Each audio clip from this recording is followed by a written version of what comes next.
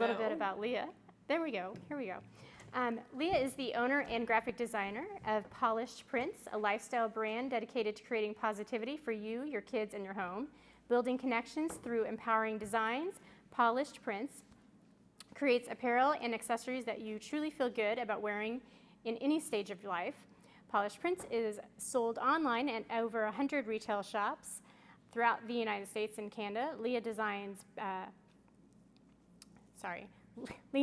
each piece, manages production, coordinates strategic partnerships and marketing opportunities, manages wholesale clients and the retail partners, runs the social media marketing, and much more. Very thankful that she is here this evening, and I think we're ready to get started. Yeah. All right. So if I just keep it going, you think it'll, okay, cool. All right, well, thank you guys for coming. As Trisha mentioned, I live in Champaign now, we're here in Champaign. I live right outside the St. Louis area, but my husband and I moved there from Champaign. So I started my business here, and we lived here for about 6 years before moving there. So it's fun to be back here. Oh no, I feel like I'm just not moving fast enough. I'm sorry. Which I feel like is going to continue to be a thing because I definitely talk without moving the PowerPoint. But I'm really happy that it is a little bit more of a small group tonight, so I can get to know you guys and hear more about like what you're looking to get out of this. Basically, you know, what I've focused on with the presentation is more about how I got started, how we grew our brand. I actually think the bio I provided, which is completely my bad, is a little bit outdated. So we have changed our business model a little bit since then, including opening a brick and mortar. We've expanded in some major retailers, but we've really optimized e-commerce to be able to get to all those places. So my plan is to kind of, in addition to talking about our journey, share just like basics about how we got started in that space, what opportunities are available, based on what it is that you guys are doing, and then really just like talk through. So before I get started, would you mind introducing yourselves? We'll start from right to left. Perfect. My name is Molly Hines, and I am very interested in e-commerce. Molly's also a very good friend of mine who we got to go eat dinner together. I don't get to make it back here that often, so we got to go like back to Big Grove, which was cool. Which I haven't been here, I don't know, it's probably been like 3-4 years. Because with COVID, yeah, you didn't make it back, but we spent many a Sunday and Saturday at Big Grove, so it's nice to be back. But I don't, full disclosure, I have no interest in e-commerce. But she's here to support, which is I'm great. Here to support. I love the library, I love Leah, this is all good. Yeah, so I'm Jill Sullivan. I started a small business last February. It's called Kensington Cuts. So basically, like, I'm a maker. I make custom signs and decor. I have like a laser cutting machine.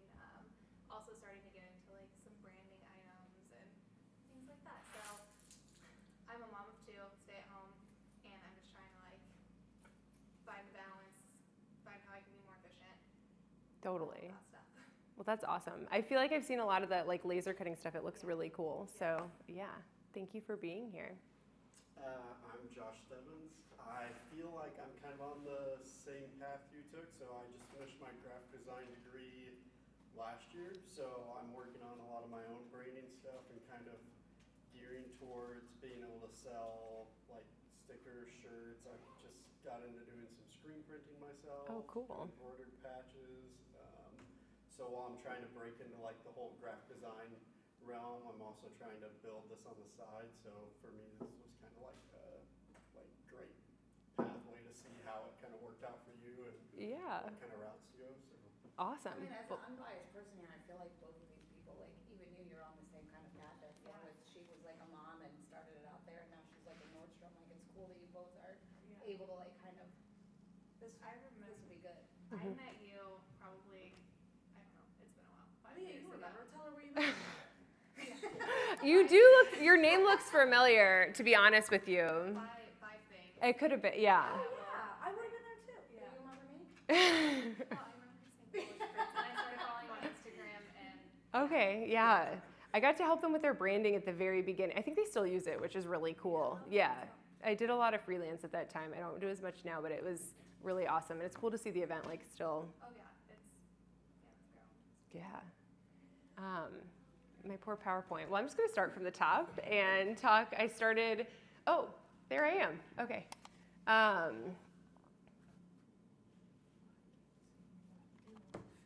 Well, I am Leah Longueville. She already gave, my introduction. But I'm a mom of 3, self-taught graphic designer. I feel like when I went to school, I wish I would have majored in graphic design so bad. Like everybody told me at that time, I didn't know you could be an artist and make money, right? Like I didn't know graphic design was even an avenue for that. So it's so cool to meet more and more people who are majoring in that, because I feel like there's so many things from the technical aspect that I wish I knew and still like really struggle with. But self-taught graphic designer, and then I obviously own Polished Prints. So I started it in 2018 in my bedroom. A friend of ours had asked me, I had like a Cricut machine and was kind of experimenting with some screen printing. I just had my daughter, and a friend of ours had asked me to make a onesie for her to gift to a boss. And I just went for it. It was so random, but something inside of me really clicked. And I didn't really do much with it until my daughter got a little older. I was having a little bit of like an identity crisis, like trying to figure out who I was in motherhood, or as a mom, like I guess outside of being a mom. And I was doing a lot of freelance, but not getting that same self-fulfillment from the freelance side. Like I was really doing that to pay our bills, right? So I started making onesies for her because there really just like wasn't anything out there. I feel like it's changed a little bit in the past 5 years. Like you can go into Target now and find more neutral stuff, but at the time that didn't really exist. Everything was like bright and primary. So, or with, sayings like ladies man or tough guy, stuff like that. So I wanted to do something different and sold it on Etsy. And that's really where it took off. Like I got really into the branding aspect, loved partnering with other moms, photographers mainly. I'd trade them product to be able to get great photos. And I felt like that made our brand look a little more legit early on than it really was. I was doing all that from our guest bedroom, and it just really organically grew. So I think I was like maybe 4 months in when I even started my own website. At the time I used Square, and didn't know what I was doing. I still had the Etsy. I literally went, this is a funny story I didn't even include in the original PowerPoint, but I went like 3 months not having my shipping set up, and I didn't know why people weren't buying from my website. I was like, everyone's still going to Etsy, but I have this website set up. And then one day I was like, oh, because they can't buy anything because can't ship it. So, I mean, there's definitely been a lot of like little bumps in the road that I feel like I've learned over time. But I think that's how it is when you go into any type of like small business. You're just learning as you go, and you have to wear a lot of hats. So have either of you used like any platforms yet, e-commerce wise?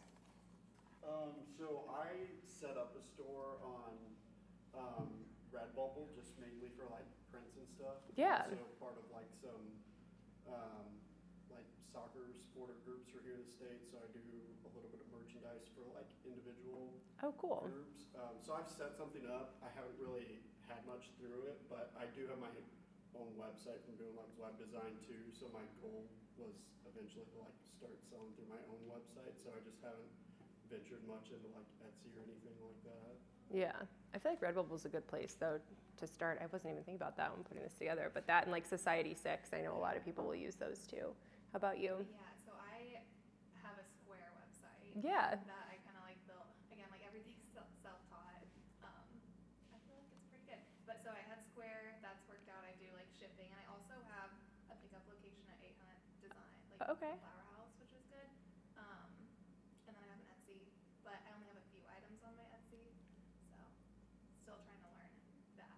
Yeah. I know it can be like, it can take off, but like there's a lot of things that I don't know, like the wording and Yeah, like the SEO aspect. Yeah, that I just have not had the time to try to. dive into.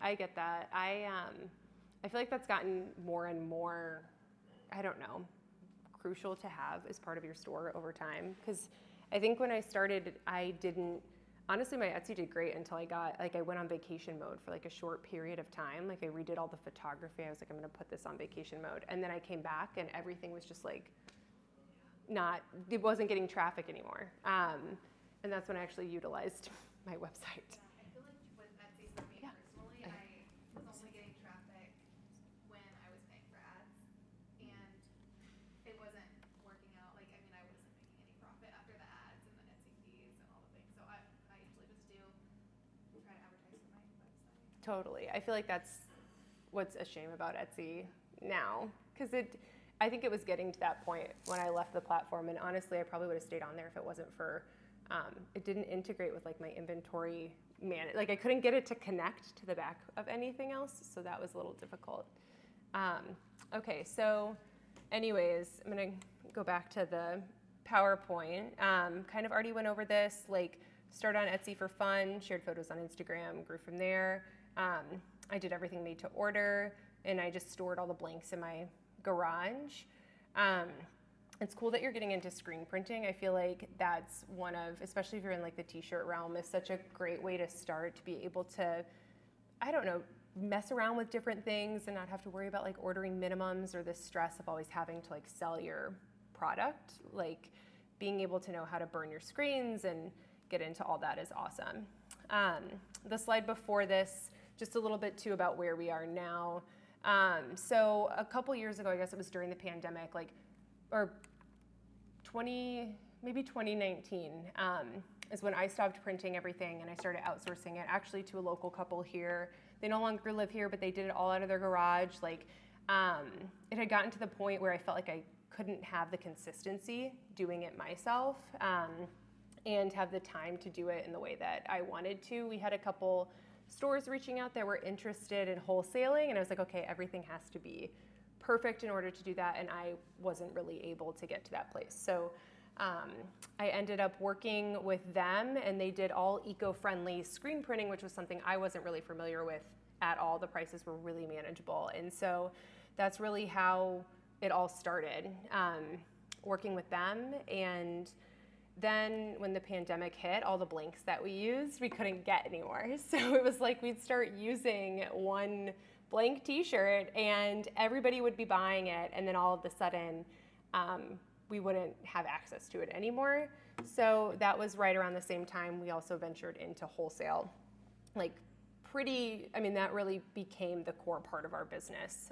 Right in 2020, I thought our business would go under with the pandemic, but it was the opposite. All these stores transitioned online, and then they started buying all of our stuff. And I think during a time that was so stressful and hard emotionally for everybody, having shirts that were really positive were just a nice add-on to these stores. So when we started facing those supply chain issues is when we started looking into manufacturing. And I say we, like it was me and my husband, and I had a girl who came over who worked for my brother-in-law at the time and wasn't able to work because of the pandemic, so she'd come in my garage and help me pack orders, because my now middle son was like born the day before lockdown. So we were like in this crazy mode. And then we're starting to look at manufacturing, and the world was so foreign to me, not having any experience in any of that.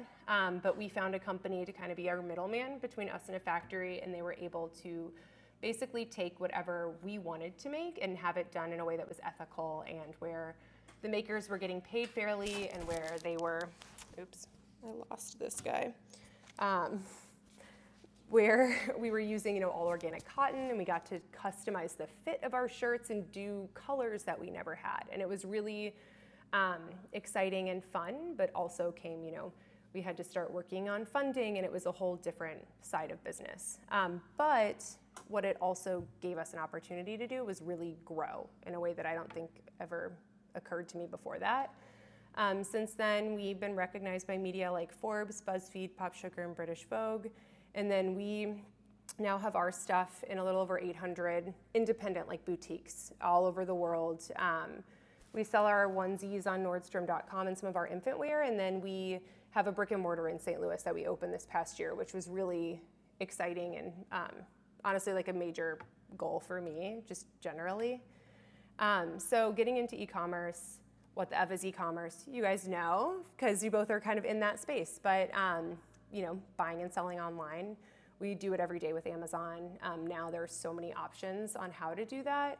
I'm really going to be touching more on Etsy and Shopify because I feel like those are two great platforms for two different types of people entering the space, or two different, I guess, brands or businesses, or however we want to refer to it. But there's also things like, you know, Instagram and Facebook shops and other ways that you can really get your products out there.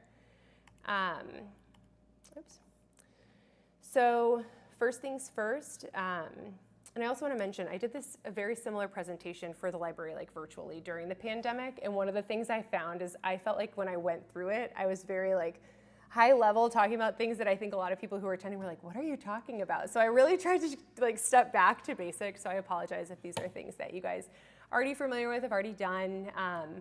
But before ever even like exploring different platforms to start your e-commerce business, you're really going to want to make sure that like you're set up as an official business. They'll all want your EIN, they'll all want your sales tax ID number. You'll want to have your bank account set up so you can get paid. Want to do a quick trademark search. That's something that I didn't do right off the bat that we're working through now, is like making sure that your business name obviously isn't taken by somebody else. You'll want to purchase your domain names and your social media handles. Even if you're just like exploring a business name, I always feel like it's such a good idea. I heard on a podcast once that someone always gifted their friends their children's names as domain names so that like nobody could do that. And so like I've even done that. Like I feel like as e-commerce grows and as just so many businesses continue to go to the virtual space, it's so good to like get your hand on really as many of those domains as you can. And then the other thing you're going to want to do is just take a breath, ask yourself like, what are you selling? Like, is it handmade? Is it already available? Are you curating items from other people, putting it together in like a boutique setting? All of that's going to dictate what platform you use.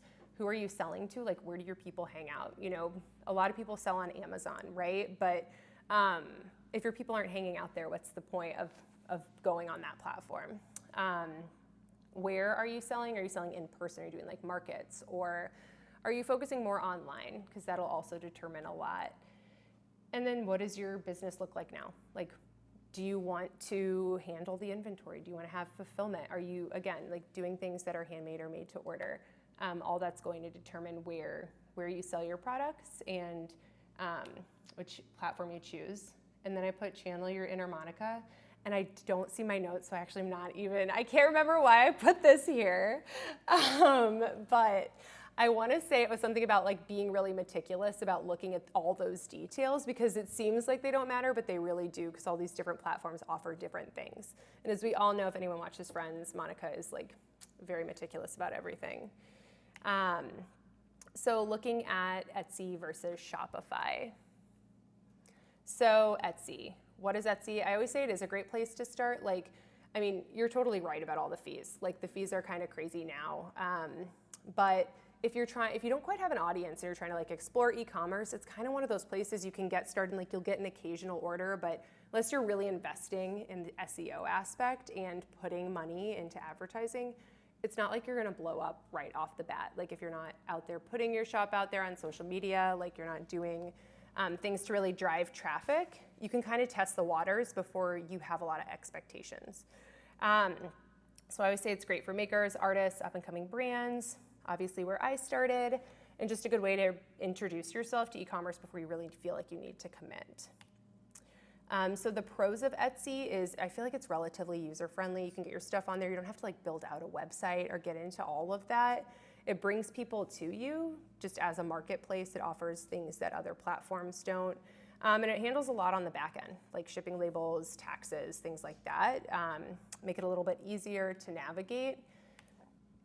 Now the cons are, one, it's super oversaturated. It's also really not regulated with sellers. So you have people on there who are just like buying stuff from Alibaba and selling it on Etsy. And I know that can be so frustrating for people who are putting like their heart and soul into what they're making, and they're seeing other shops be successful for things that don't really align with the Etsy values. It's, you know, also like we talked about with the SEO, like knowing how to best optimize your store, because at the end of the day, Etsy is a search engine. So you want to make sure you're putting everything in that people are searching for, and that can be really hard. Also hard to not overthink. I think I was like, I don't know, maybe a year or so on Etsy. I ended up hiring somebody to do all that, the SEO for me. Like she was very new in it. It was really affordable. And even her going in, I felt like didn't make like the biggest difference. So I feel like it is hard. It's always changing. It's tough to navigate. It changes seasonally. So I guess that's kind of an opportunity and a drawback there. The fees are really complicated. There are so many. You have like your listing fee, you have a transaction fee, you have a payment processing fee. Like it's not laid out in a way that's easy to navigate. Advertising fees, all those things can add up so quickly. And then I also feel like it has some unrealistic expectations for its sellers. I know you can set turnaround times and things, but it seems like when you don't abide by those or like mistakes are made or you get like a lot of bad reviews because you also have no control over who's buying from you, random people do. So you get those things and I mean, there are penalties for that. Like you'll start not showing up in their algorithm. Like, you know, if you rely on that for your business, that can be really hard.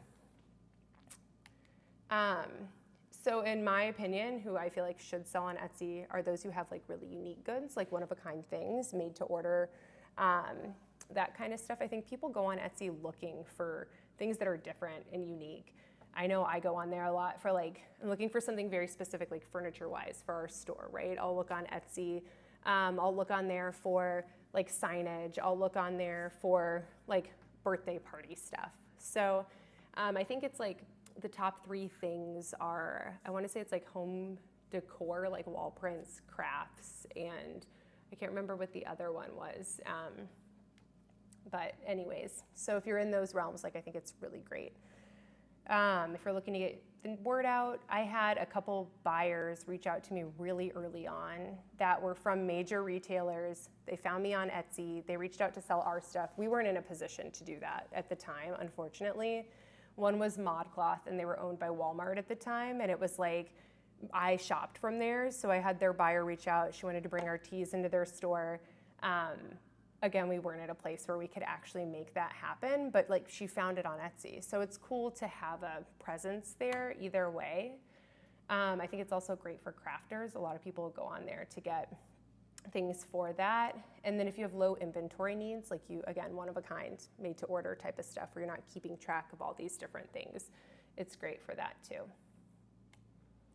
So before I go into Shopify, does anyone have any questions? No? Okay. If you do, just like raise your hand or make eye contact with me. So Shopify is what I use for our website.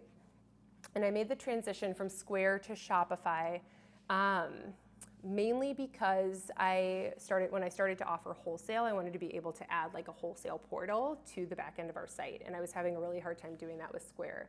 However, I don't know if it's still the same, but at the time, Square was so much more aesthetically pleasing than Shopify. Like Shopify can be a little tough to customize. So, but I've been on Shopify for, I want to say probably 4 years.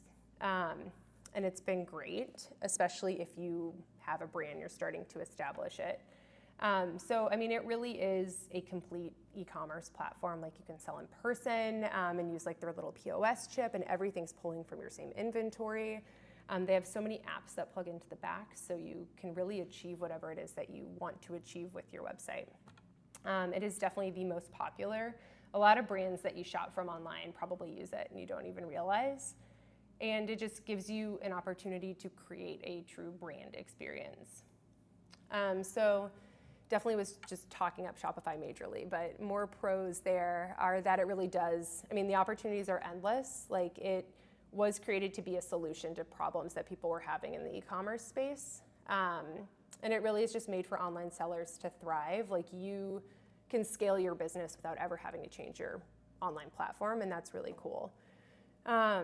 It supports all different types of sellers. So it's not just for those who have their own live inventory on hand. Like you can use Shopify to drop ship.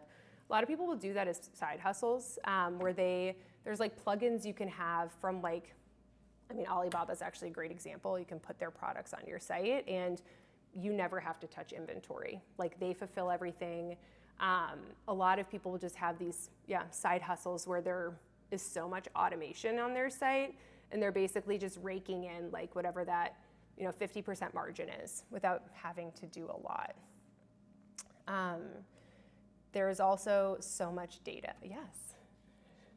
So you talked about all the fees like Yeah. But I haven't really mentioned much on Shopify here. Like, if you were like apples to apples having the same like quantity of items, do you make more from Shopify because the fees aren't there? Because you had talked about fees as well. Is that like something where Yeah, this is more so beneficial as a seller? I think you're actually probably going to pay more on Shopify. But it depends. I think it depends. So you don't pay any listing fees, right? Like once you have your website, if you know how to code, Shopify is the way to go because you can make it what you want. But the thing with Shopify is it's not, and I'll definitely get into this a little more in the cons, but it will like, oh no, you're good.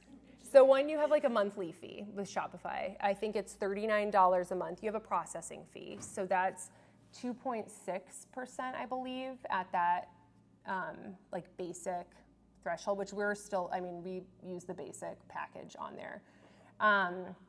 And it also, every app that you add in, which you'd be surprised how many apps you have to add into your site to make it operate and look the way that you want, they all charge monthly fees. So it does add up, but I guess it depends on how many products you have. Like we have technically, I mean, we have like 200 plus designs. So for us, Etsy probably would be more expensive with that than maybe Shopify is if we took out some of our like bell and whistle apps. So I think it definitely just depends. A good question. Yeah. So what if you don't know how to code? So, yeah. So do you have people help you? Is it all coding or is it like a block builder setup? So I do not know how to code like whatsoever. I've been able to like upload a font. Like that's like the extent of my coding.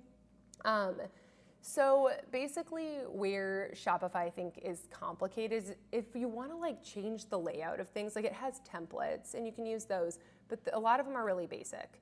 And if you want like, I'll get really specific on where I want like our free shipping, because once you hit like $75 on our site, you get free shipping. So I want people to know like, hey, you only have X amount left till you get free shipping. That is like, we had to try so many different apps. I had to work with a developer to try and do all of that because I didn't even know where to start to have something like that happen. So I feel like it offers so many things that it can be tough. It's good to find someone who does know Shopify specifically. And if you find a person who's good at it, they'll be pretty efficient. So it won't end up adding up as much. But it is manageable without coding. It's just like, if you have very specific wants and needs, like it does get to be tough to make them happen. Because I started with Shopify and I think like the things that I offer so customized, I could not figure out how to like Yeah, code it that way. it can be really overwhelming because there are so many, like, I don't know, it's hard to get what you want. It's hard to get to that place. I think once you do it for a little while, you can get more of the hang of it, but I do think it takes a lot of messing around. Yeah. You've talked about sourcing out like the coding and like that person who helped you, which I know this on the back end, like, you know, that you were able to be featured on those other websites and such. Mm-hmm. When do you think that you found that to be like a beneficial money investing as opposed to like, okay, it's not really worth it here? Like without talking specifics, obviously with like money, like when would that be something where you're like, you should consider this? Coding is totally worth it now at the beginning because you're going to get much more of it out of here. It took me a while, honestly. So Shopify does this thing where they have like Shopify experts and you can like hire them through Shopify to complete the task that you want done. And they'll tell you the cost up front and it's so expensive. So like I went on Upwork and found people who were doing this for like 1/3 of the price and were able to get to what I needed. Do you wish you would have done it sooner though is what I'm kind of asking here? Like, No. do you think that it's something that is worth it if you're just kind of starting out? I don't know. I mean, Planned, guys. These are all coming off the top here. love it. All the top. I think that, I mean, I don't offer any custom stuff. So I think if you you probably offer custom pieces a lot. So for people to go on your site and try and like customize, like say you wanted to have that as an offering where people could, or like you want to do like a patch and people could choose what it says or like pick certain things, like that is where I think you're either going to need an app that probably exists to do that, and it will change the way, like how that looks on the front end of your site. Like when you install these apps, it does handle like the coding aspect on your theme and all of that. But to have somebody go in and do some of that, I mean, I think it just depends on what it is. I think I did it like fine times. Yeah, because I've never really had to change a whole lot. It's stuff like spacing, or like I need the option to add, this, like, I don't know, if it's a bestseller, like I want to be able to put like a star on it. Little things like that apps don't offer that probably don't make a huge difference, but But for someone with like a customized, that might be something that. I think it'd probably be like a bigger expense. It would definitely be a month-to-month app, for sure. I think that's where a lot of developers will start too, is looking at what apps are available. So before they ever start coding it, because it's not, to my understanding, I obviously don't know how to do it, but it's a lot more complicated than a lot like WordPress or things like that people have been working on for a long time. It seems like people are very specific in Shopify, at least those that I've worked with. So, but yeah, I feel like it's so robust, it can make it overcomplicated. But yeah, so it supports all different types of sellers. So I talked about drop shipping, and then the other thing that's great about Shopify is all the data you get about all the people who come to your site, which I nerd out on that a little bit. It's cool to see like where they're coming from. It's cool to see where they live. Like I know what states are top states that we sell to, or like the top states that people are most likely to buy from. If you end up doing any type of like online advertising, that's so good to have. It's just good to know about, who these people are, like who actually cares about your product. So cons, I put it is a lot, because Shopify is a lot. Like we talked about, tough to customize. Like the marketing is all on you, not a marketplace, so it's not driving traffic to you. And then, the costs can add up, like the processing fees, monthly cost, app usage, all those things. I feel like, too, the thing that is nice about Shopify, you get a decent shipping discount, so that's good. That is also a pro that I didn't mention. Shipping is so expensive, especially I'm sure having larger pieces, like it is so crazy expensive right now. I actually use a separate like Shippo Yeah. because of that they cut the cost of shipping a lot. Totally. Like it's good to compare, because I know like our ShipStation prices will end up different sometimes than our Shopify prices for like the exact same service. So I think it's great to have a side platform like that too. So one of the things that I also want to touch on was just logistically, like for those who maybe don't want to have to handle the fulfillment side of e-commerce.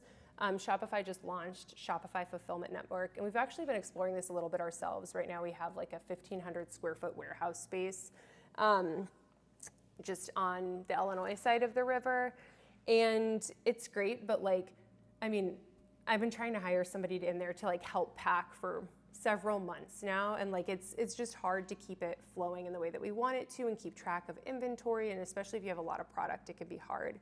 But Shopify started their fulfillment network not long ago. It hooks right back into your site, and they keep track of all your inventory. They make sure everything is shipped out like next day. They handle all the postage, but you pay like a small storage fee, and then you pay like a pick fee per item, which if your margins are pretty healthy, it is worth it. But if they're not, like that can be also like a huge cost.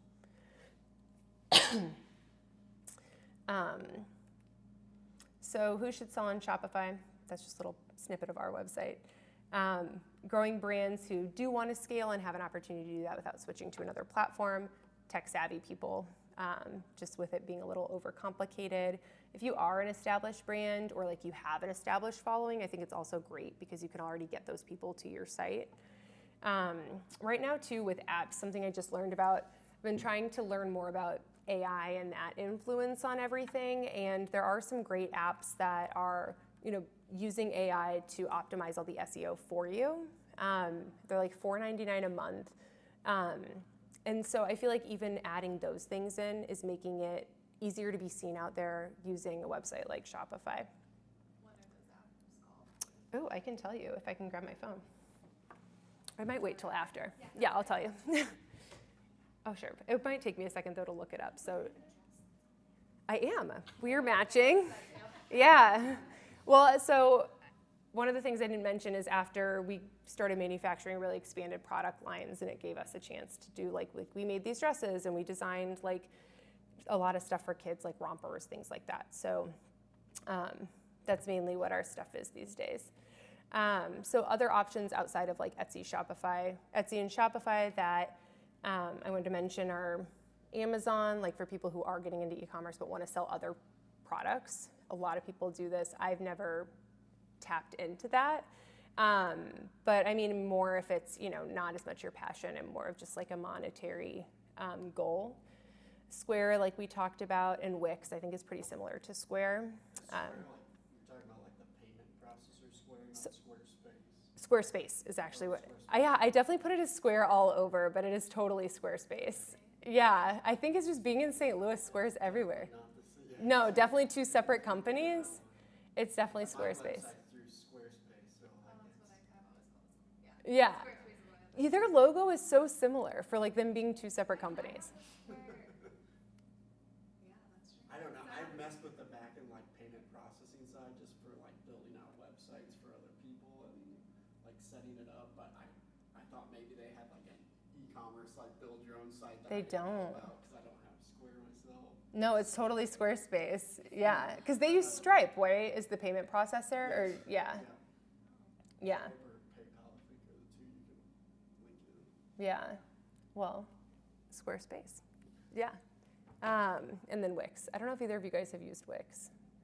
I have like limitedly researched into it. Just since I build websites for people too, I like try to see what all the different platforms have to fit needs. But Yeah. Honestly, here's Joe, but if I recall, it's kind of like it's pretty basic. Yeah, it's very drag and drop. I had a harder time with the drag and drop than like with Shopify stuff, honestly.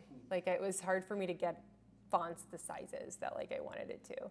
And the other thing with Shopify too, one of the apps that we use, well, I'll have to tell you the name because I honestly can't remember as I'm standing up here, but it's like Layout Hub or something like that. Pagefly, that's it. And so like our website and everything, I just laid it out through that app. I think it's $29 a month, but like you can customize all of it, like your product pages, your home page. Like, and I think that that's a really great opportunity for those who aren't savvy. And in the coding space, it's just such a great way to be able to like get it to look the way you want. I've seen like layouts on Etsy too, like buy. Yeah. So it's already coded for the layout, like the designs and stuff. Yeah, it definitely makes it, starting with a good template is for sure key. So next step, just kind of getting your product market ready, obviously getting inventory, whether you're buying it, making it, whatever, having it ready to go. Getting great product photos. I feel like one of the things that really helped early on was working with a professional photographer. It just gave us more legitimacy, and just, especially on social media, I felt like helped when looking at collaborations or partnerships. And then really looking at your pricing, making sure your pricing is on point. I don't know if either of you would ever be expanding into like wholesale or anything like that, but that is like, you'd want to make sure and price right off the bat for wholesale. And that is one of the things I wish I would have done. I think at the beginning I sold our onesies for like $16, and now they're at, I think, $26, and we've really just had to like increase the price so much over time to be able to profit from them, because wholesale now is such a huge part of what we do. And then, tracking your goods, good inventory management systems, keeping track of your bill of materials if you're making everything yourself. One of the websites that I use is called Finale, and it keeps track of all of our bill of materials, all the supplies, and then for the products that we sell, every time we sell one of those, it'll pull inventory from the supplies that we have, which is really helpful. So we know when we need to re-up certain things, order more. That was mostly relevant when we were printing in-house, but still it's helpful for blank shirts, things like that. Leah, what did you call that again? Sorry. Finale, Phenomenal. yeah. And then getting your site set up, making sure your personality shines through in your copy, product listings, all of that, making sure your navigation is really easy. one of my greatest challenges is truly like I will overthink the navigation to the fullest extent. So I put test it out on here, really get like a second opinion from a friend, someone else who would be looking at your site. Because I feel like that can get so overcomplicated in a way it doesn't need to. Figuring out the fulfillment, we kind of talked about drop shipping and what that looks like. One of the things too with Shopify is if you are creating products and other online stores want to feature your products on their site, there's an app that just can connect the two of you. It's called Shopify Collective. And we have a couple stores that used to wholesale from us, but now just connect to us that way, and they'll put our products on their site, and then we ship it directly to their customers, and we just get paid out like 60% of whatever it is. So that's cool too. And I mean, they handle the shipping costs, all of that. You can determine, what products you want to drop ship, which ones you don't. You can create different percentage offers based on whoever the partner is. Looking at fulfillment centers, again, we haven't really explored that too much, but I mentioned Shopify. Amazon also does that even for people who aren't selling on Amazon. So again, if you don't want to have to handle any live inventory, those are good options. There are also more independent ones out there.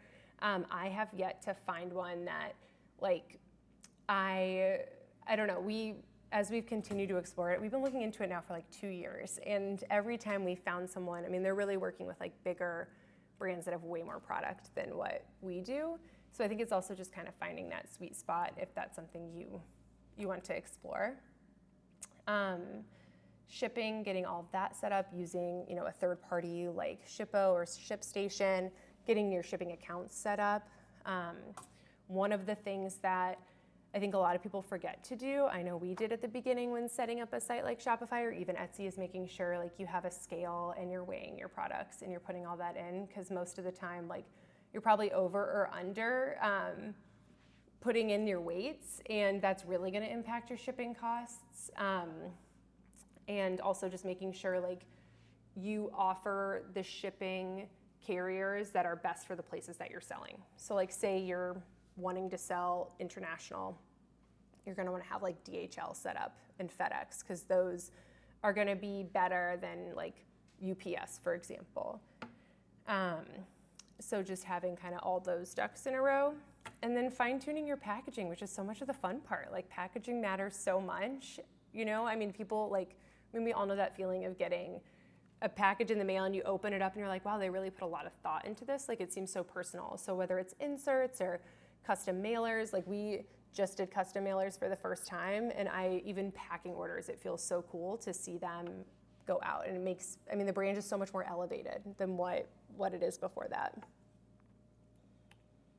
And then getting the word out. I talked about social media marketing a little bit. Getting out there on every channel. I feel right now, are either of you active on social media for your businesses at all? Yeah. Yeah, mine's just done under, everything I've done is just under my craft design studio too. So Yeah. it's just kind of tied into one right now. Yeah, I feel like I'm on that social media as well, but I feel like that's a struggle, organically growing, inconsistency. And I don't know, how did you feel how did you grow organically? I feel like I just got in at a good time, because now it's hard. We've been at this same. Yeah, it's hard. I think now it's you have to constantly create content and be specific and make sure. I think where a lot of makers have the hardest time is if you're creating content that is of you doing your craft, most of the time it's going to get shown to people who are in your same field, and so those may not necessarily be the people who are buying from you. And I think that's where it does get to be really tricky. We really grew off of influencer collaborations, and that was back when you could just gift people product and they would share it, where now it's that is not the case. That can get to be so crazy expensive, but there are also, some unicorns out there who you can reach out to them and you can just be like, hey, I do this and I think your following would be really into it. Can I just gift this to you? And we've had a lot of success more recent with that, because just a reminder, they're people too. We had a partnership with one woman I think it was 2021, and she was a customer of ours, and she went from having like 30,000 followers to now she has like 500,000. And she's a postpartum nurse, and that was like her focus. And so we would I'd send her stuff, she'd share it, we would sell out of it. Carrie Locker, yeah, she's I feel like she, all of a sudden, she's really good. And she lives in St. Louis, so there was that connection, yeah. But she is one who when she buys stuff for her kids, she's pregnant with her 5th child right now. And so it's she finds stuff for her or her kids that she thinks her audience will like. She will share it. And people aren't paying her to do that. She's doing that because that's what she's into. And I think there are a lot of influencers out there who will still do that, which is really cool. I said public relations. I mean, one of the things that has actually worked for me is I would go on LinkedIn and I would go to Pop Sugar, for example, and you can see people who work there, and I would find editors for certain sections. So I reached out to the baby editor, and then she featured our onesies and their roundup of most Instagrammable onesies. And so I think that, thinking about it in the way of, they're always looking for cool products too, and it's great to do. However, one of the things that goes along with that I've learned recently is a lot of those editors, when they're including your stuff in there, they're also monetizing it. So making sure you have some type of affiliate program set up. There's a website called Share a Sale, and it connects with Like to Know It, things like that. If you are more on clothing, but Share a Sale also when people share, if you pay to be a member of it, I think it's around $700 a year. But what it does is they get a commission for any time people buy from your site. So all editors want that because they want to make money off of it too. But even old-fashioned, press releases, local media, that kind of stuff. I mean, again, when it goes back to social media marketing, all those things also are going to increase your followers. E-newsletter, I mean, even before ever really getting onto whatever platform you want to use, having a newsletter where people can still sign up to learn more is such a great tool. Anytime you have product, I mean, it's so much easier to slide into people's emails than try and find them on social media. And then collabs and influencer marketing. I talked about this a lot, but something that we found to be super successful recently, I feel like it's the only reason why we've even maintained the follower count that we have and not dropped below, is because we've joined forces with there's an author who we've worked with who we manage her merch shop. So she has an artist she works with who does all the designs, and then I handle the product development and production of her goods, and we sell them and get once we get paid back for the product, then we get a commission, and she gets we split the profits. So that has given us so many people shopping from our site that never would have heard of us before, but it's also really beneficial to her because she gets all this cool merch that she can not really have to take a lot of risk in. So finding things like that are mutually beneficial, I think can really help grow too. And then the other thing with influencer marketing, I mentioned gifting and stuff like that. We've also looked into paid influencer marketing. For every time I feel like we've explored that independently, it's been so crazy expensive.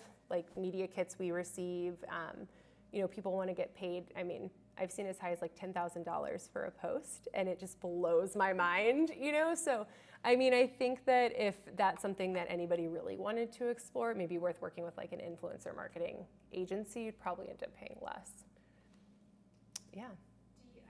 As a buyer, Yeah. Who's influenced often, I used to use more Instagram. That would obviously be my go-to, but now I find TikTok. Yeah. And do you use much of TikTok with your brand, or is that not something that you've found works for you? We're on there, but I feel so personally out of place on TikTok. I have a hard time. I feel like I'm either trying too hard or I don't know, it's hard to find your footing there. So our shop manager, she's much younger than I am, and she's really a lot better at that than I am. So she started doing more of it, and we've reached out to influencers on there.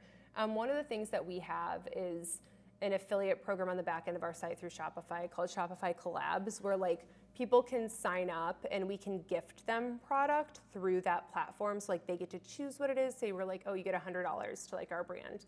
And a lot of times they share those on TikTok and then just really copy it over to Instagram Reels. So we see more and more people using TikTok as their preferred way to get content out there. But I feel like it's been so hard for me to master. Like I can't quite, I can't figure out like I know who my niche is. Like I know who buys from us, but I'm like, I don't know, do they really want to see me packing orders? Because like if I'm not hanging out with my kids, that's basically what I'm doing all day.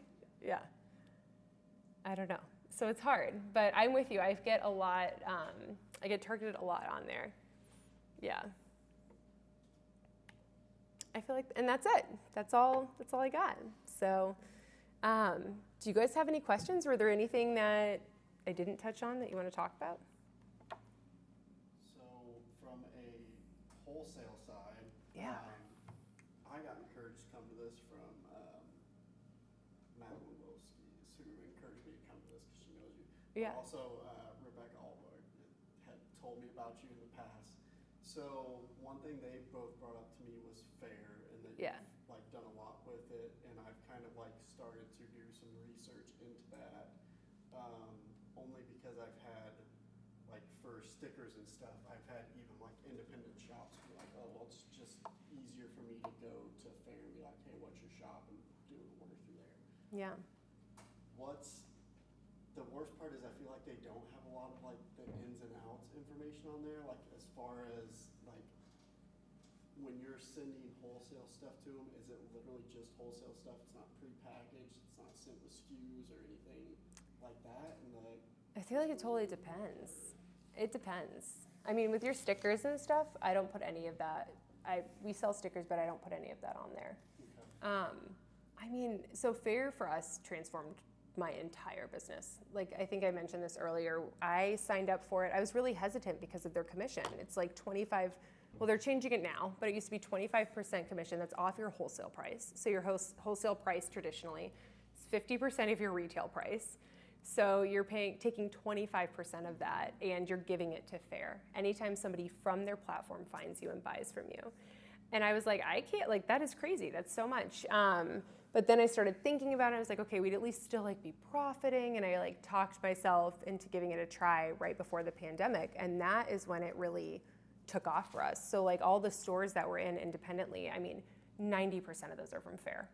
So I think it really is a great way to like kind of like Etsy in the sense of you're positioning your products in front of people.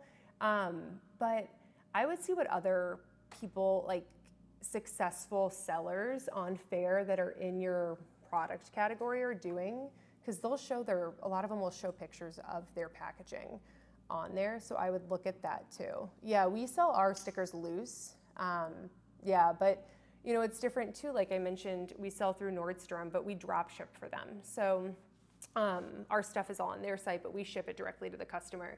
And they're very specific. You have to have a UPC for every product. Like you have to have it registered. You have to have a very specific UPC sticker. So, I mean, I think it just depends on who you're selling to. But Fair is very user-friendly. It's easy to navigate, and you can use your direct link. And if people shop through that, you don't pay the commission. So have you found that doing stuff through Fair, like, do they have like inventory requirements as far as what you have on hand, or is like their turnaround? Like for me personally, like once I get done with the design, if I think, okay, I'm gonna do stickers of this, normally I'll do like just like a 25-piece round to start out with, just to see how they go. Is there like turnaround time from order to where like, hey, it has to be fulfilled by this date, because then you're kind of at the mercy of whoever's doing the print work. Right. At that point. Totally. Yeah, you get to determine all that yourself. So you can have like, I mean, the thing is though, I feel like a lot of people go on there looking for two things. One, they're looking for stuff to get to them fast. Like even as a store, we buy so much on Fair because we're like, oh man, we have this empty space. Like we had this crazy busy weekend and now we don't have stuff to fill this space. Like we need it fast. So we'll go on Fair and 9 times out of 10, it is there before the following weekend. Most of the time the turnaround is that fast. We just extended ours just because of not having enough help in our warehouse to where it's like 8 to 10 days. But they just started cracking down on that too. So if you set a deadline and you don't meet it, it's like telling you every day, like you're this many days late, and then it reflects in your analytics. It used to not be that way, and that they just started that at the beginning of this year. So that's something is like, put it at your very furthest possible time. However, you can also do pre-orders. So like you can just mess around with the design. You can put it out there like 4 months before when you actually want to sell it. And you can just see how it picks up. And then we'll do that with mug designs. We did a bunch of koozies this year, and we just designed them all as mock-ups and put them up there and sold a ton. So then we knew what to order for pre-orders, and we're like, oh, this design's going to get a lot of traction. So that helped us determine what to order for just our bulk production too. How do you Yeah. market for fair? Like, how do you, like, I don't. social media? So you just put stuff on there? Yeah, we just put it all on there, and I put like the direct link on they have a widget you can plug into the back end of your website, so I'll do that. And then I put a link, like our direct link for 0 commission in my like link tree on Instagram and on TikTok. So, and we get actually more direct orders through that than I ever thought that we would. Like I just started doing that not long ago, and we started getting a lot more direct orders, which is awesome. So. For wholesale, I heard you say that it's usually like 50% of your, is that like what you stick to usually, or how do you determine like your, like, if that's beneficial? Yeah, I mean, I think it all depends. You're selling? It does. So like I'll use these dresses as an example because they were by far the most expensive product A, we've ever sold, and B, that we've ever purchased or had made. They were a huge investment, and we sell them. They're at retail, they're $74. And for us, I was like, this is crazy to me because I'm used to selling in the $30 to $40 range. And but for wholesale, I mean, our costs for these were also high to where like if by selling them wholesale, we would only make a couple dollars once you factor in the potential of Fair's commission. So I only allocated a certain amount to wholesale from what we ordered. And I priced them higher than the 50% point. A lot of people, a lot of retailers, I feel like end up pricing things at whatever they want and don't really pay attention to that. Like we have so many people who will mark up our graphic tees all the time in their stores, and I personally don't care. I'm like, people are gonna, I guess, pay more from you, but they'll pay less from me. I don't know. It doesn't bother me too much, but some brands are really particular about their pricing and ask for a buyer to agree to sticking to that, and will not sell to them otherwise. So I think you just kind of have to decide what it is. I mean, we also have, though, a lot of products where our markup is like 4 or 5 times.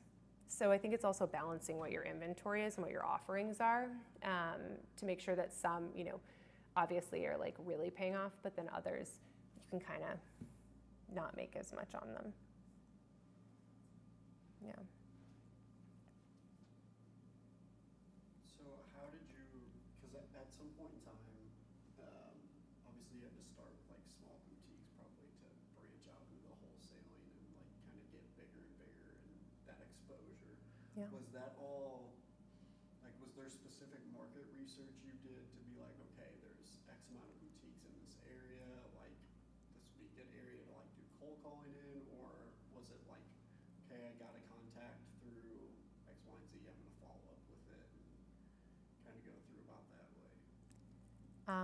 I feel like a lot of it was organic. I wish I would have been a little more strategic, but I think with a number of boutiques would find us on Instagram and reach out. There were a couple I approached. Like I just shipped a order to this boutique that I saw. One of our staff members and I went out to California to visit some of our stores out there and actually see them in real life.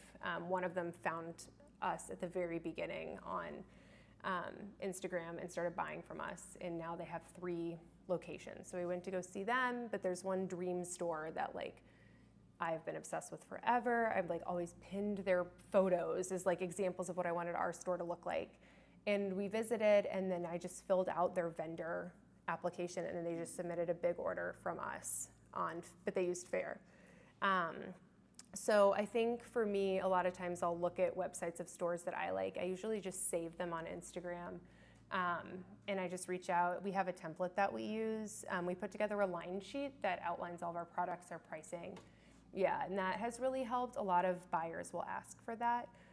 There are some really great templates out there. Just use this like a guide. Obviously, I mean, be able to design your own, but they want to know, again, like how fast it's going to get delivered to them. They want to know what the cost is, and a lot of times people will have minimums. So like we sell kids sunglasses too, and every time a buyer purchases those, they need to purchase at least 5 per color, and we only sell them in quantities of 5. So same with like our cocktail glasses, like we only. Fulfillment reasons as far as like you have to hit certain minimums on them as well. Yeah, it's just easier, and we always end up buying them in. Typically now, because we sell so many sunglasses, it's quantities of like 100 or so, but I always look at it as like, okay, what do we need to hit to make sure that we don't get hindered by Fair's commission? Fair will also ask you to set a minimum from your store per order, so like the first time someone buys from you, some people set that really high. Like I've seen stores that it's like you have to spend $500 with us wholesale to ever even buy from us the first time. But then after that, like it's much less.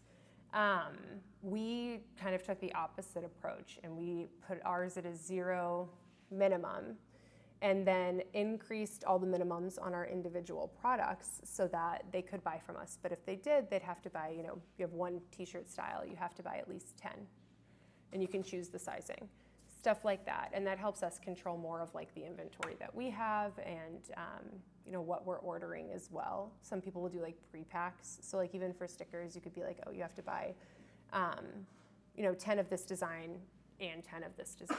Like So you can do set that like too. like quantity or by like a monetary value? Yep. Okay. Yeah. And for your whole brand or just per product too. Okay. Yeah. And then I'm assuming on there you have like a minimum like MSRP set, and then anything they mark up above that is on them, but they have to at least retail it for like a minimum so that you're not competing with them to an extent. Yeah, they're supposed to. That's in Fairs. That's basically in their rules. You also can't like price yours lower than what you're telling them you are. So like, it's kind of enforced.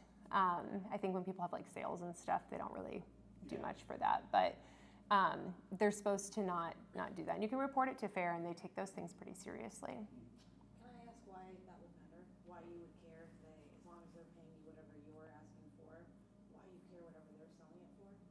I think the ultimate goal is to get people to buy from you retail. Like you're going to make so much more money doing it that way. But I think at the end of the day too, some people look at it from the point that it could devalue your product. And then people won't see it, at the price that you're charging, like, or want to buy it from you maybe. I know we don't regulate that much, but I also haven't seen that happen unless somebody has it on sale or something like that.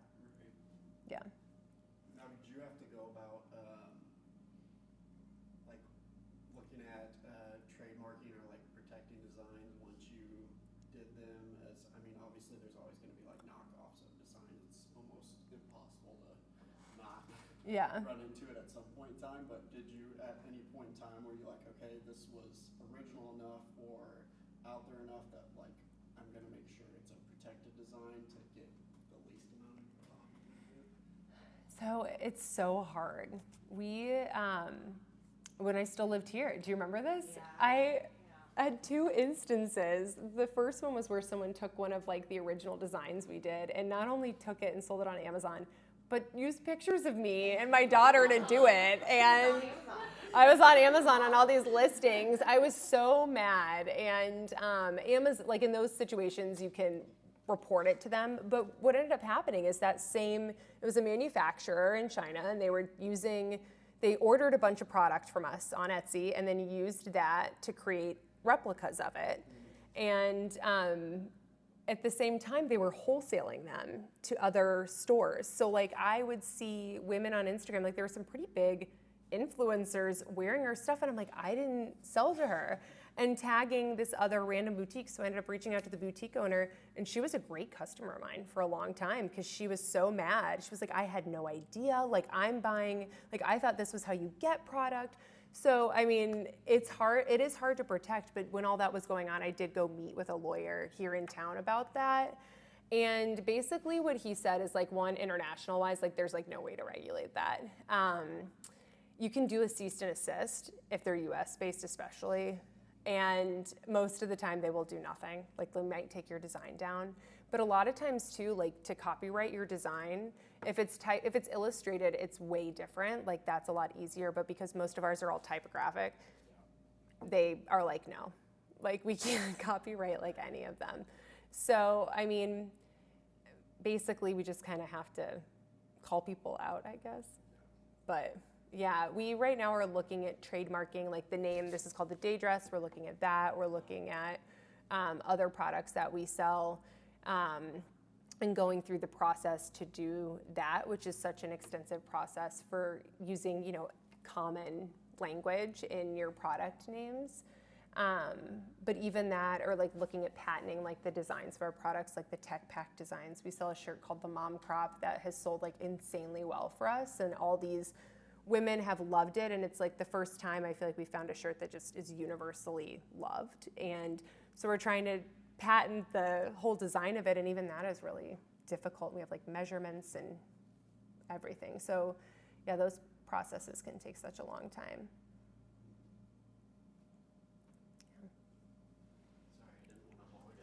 You're good. I feel like I could talk about this stuff all day. Like usually nobody cares, so this is great. When you started Polished Prints, was it like under a different branding from like the start of it, and then like transferred? So like, for instance, graphic design specific, like anything I do right now, I'm just tying in underneath my graphic. But I have gone back and forth between like creating a separate brand for merchandising with the anticipation of like growing over time, and that's just based on like graphic designers that I follow in the field that, you know, do design work, but also have branched out into that kind of merchandise realm. But, you know, I've seen it both ways from them, whereas people have just tied it under, and then others have like chose to just keep the two separate. Was that ever a point for you, or was it, hey, I just went straight into this as Polished Prints and knew that this was gonna be the direction? I started Polished Prints as like stationery. I like did it randomly. I like make invitations for my friends, and I couldn't think of a name, and I was like, oh, I think I'll do, this has 2 P's. This seems great. Like I could do something fun with this. And because I already had it established as a business from people paying me, because we had a lawyer friend who insisted I do that, that's when I started doing t-shirts. That's really why I used it. But at the time, because I see what you're saying, like, are you going to tie your products into yourself as an artist, right? Or are you doing it as like its own brand? Right. And I think that totally is, I mean, I feel like that can be such a personal choice, because I felt really weird doing it for me personally. Like it took a while for me to even like tell my friends the level at which like it was moving. Like I wasn't putting it out there on my own personal social media stuff as much. I was letting it be its thing, and I think because at that time in my life I didn't want the pressure of it being successful. Like I wanted to let it be its thing, and then if I didn't want to do it anymore, I wanted to be able to just step away from it. So I think if I could go back, I'd probably do it the same. I feel like I have never really felt, I don't want to use the word confident, but it's always been a weird thing for me to be like, I am Polished Prints. Like I like kind of being behind it and not it being about me as much, because I hope one day I can grow to have more people who work for it and are more of a part of it. But I feel like for artists who have their own brand and have their own studio and are doing all these other things, like it makes so much more sense to do that. That dilemma of like on social media especially, like there's that aspect of the likelihood of people being drawn to your page. They want that like personal aspect of it, and that's kind of where I'm like, okay, where's that? That's like the Yeah. sort of. It really is. Which I route? feel like when I post like something personal or like something with my kids in it, I get like way more like traction, which is so weird to me. I'm like, wait, I don't know. people want to know you. Like they want to resonate with you. I feel the same. Like I get that. I feel like it's gotten more comfortable for me when I have had like the other person working for me, or when I was just doing it. Like I'd share more things, I think, when I was doing it in our guest bedroom, because it would just be like little snippets, but I didn't really show myself as much. But I mean, people do, like they love the personality aspect. Like it's so much more fun to buy from a cool person than to buy from a brand. Well, especially I think too with like the one-off, like if you're doing wood stuff and if you're doing stickers, like the bespoke stuff, I think it adds the extra layer. If you can be like, oh yeah, she's so cute, she's got, is that 2 kids? But if you can like have like that, I don't know, I think as a consumer, because we know I'm not in e-commerce, but like I feel like I appreciate that on any brand that I like buy from. But I don't know, that's a tough dilemma, because as an artist, I feel like you'd want to like resonate with that and have that be wrapped up in the identity. I just feel like brands sell like as a brand. You got a tough one ahead of you.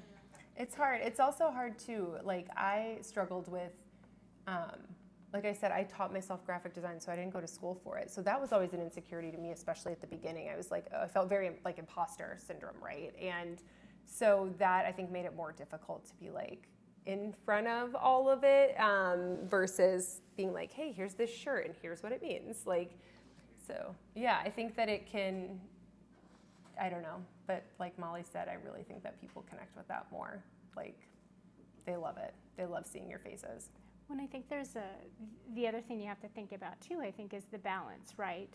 Do you want to have that clear division of this is work and this is my life, right? And where do you want those two intersect? And so I think that's kind of where you have to decide too, of what's your comfort level with that. What you're willing to share. Yes. Yeah. Yes.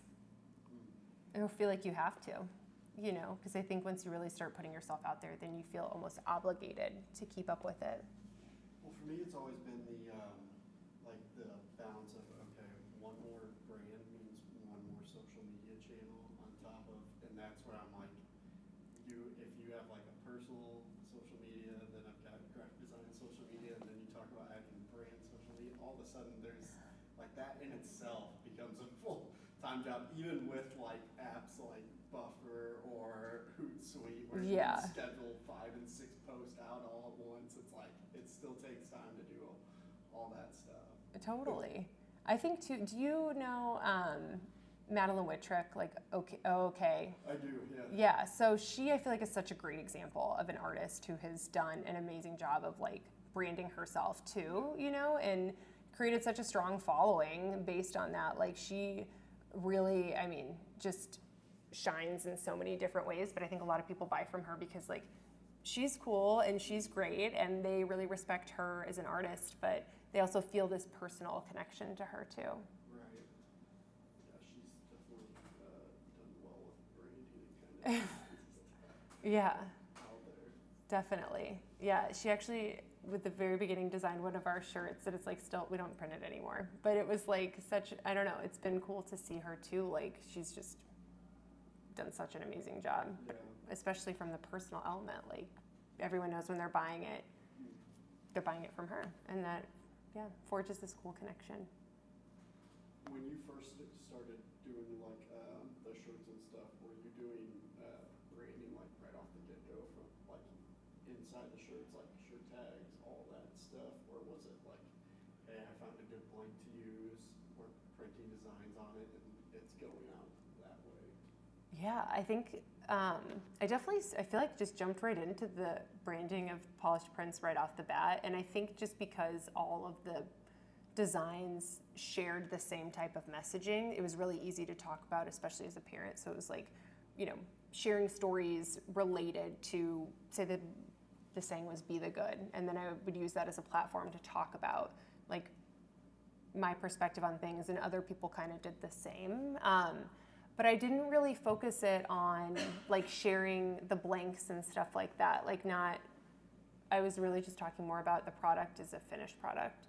But I didn't do the printed like labels inside for a long time. Yeah, I always had a hard time getting them to look the way that I wanted until we started moving over to outsourcing the screen printing, and then they just nailed it.